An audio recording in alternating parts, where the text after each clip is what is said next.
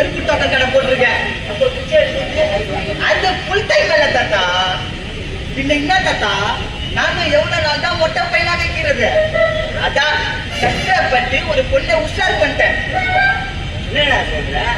தாத்தா பொண்ணு பாத்துக்கிட்டியா? ஆமா, பொண்ணு என்ன பண்றா? அது அந்த பொண்ணு பக்கத்து பெருமா கோயில்ல பூ கட்டிக்கிறாரா? பிச்சை எடுக்கிறா தாத்தா. தாத்தா இந்த மாதிரி ஆளுங்கள படித்தவன் பழக்காரியா கிடைப்பா, இந்த மாதிரி பிச்சைக்காரி தான் கிடைப்பா. கபாடி நீங்கடா கையை சுத்தில போட்டு ஆடிக்கிறீங்க. மத்த ஏன் கேட்கறாங்க? கேட்டு ஒன்னாடா பிச்சை போட போய் கையை ஓட்டு கையை ஓச்சுனா சமையா ஓடி. ஐயோ, ஏண்டா பார்க்க மட்டும் கூடாது. ஆமா விஜய் விட்டுட்டு வேலை செஞ்சுட்டு படிக்கலாம்னு என்ன வந்துக்கிறேன்.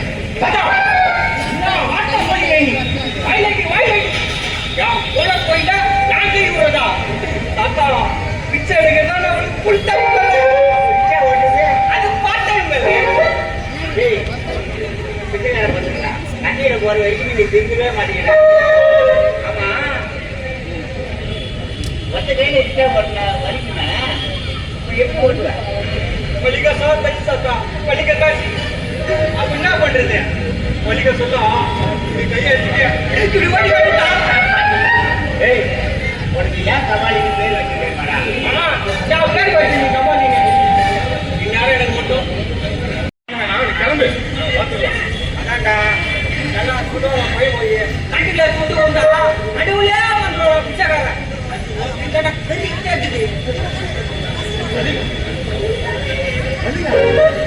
மல்லிகா என்ன நடக்குங்க? நீ சொல்லிக்கிற மார்க்கெட் கூட தூக்கிட்டு கிடக்குறேன். காலத்தை கல்யாணம் பண்ண 10 பிள்ளை எடுத்துக்க முடியும். உன்னை சொல்லி என்ன பண்றது? இந்த பேசுங்க கொஞ்சமாச்சு விவசிச்சுக்குதா? சின்ன சிறுசுங்க சீக்கிரமா கல்யாணம் பண்ண போனுதான் பாரு.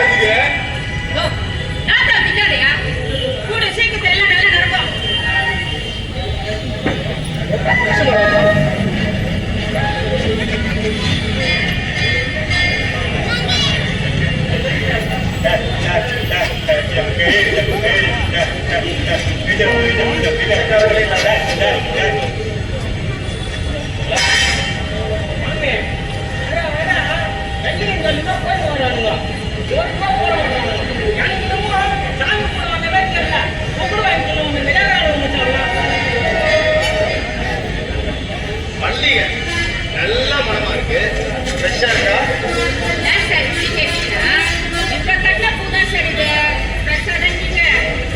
எடுத்துக்க நான் தயாரா இருக்கேன்.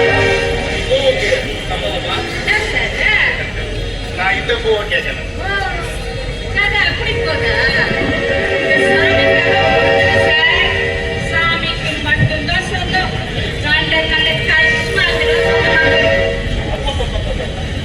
மல்லிகை மென்மையான பூன்னு கேள்விப்பட்டேன். ஆனா இது இவ்வளவு கூட இருக்கு. இந்த ரவிச்சந்திரன் தோட்டத்துல எத்தனையோ வெளியூர் பூவெல்லாம் இருக்கு. ஆனா இப்படி ஒரு மல்லிகை தான் இல்லை. இந்த மல்லிகை ஏற்பட்டா என் தோட்டத்துல இடம் இருக்கு. அடம் பிடிக்காம இருந்தா அட்டகாசமா வாழ்க்கை.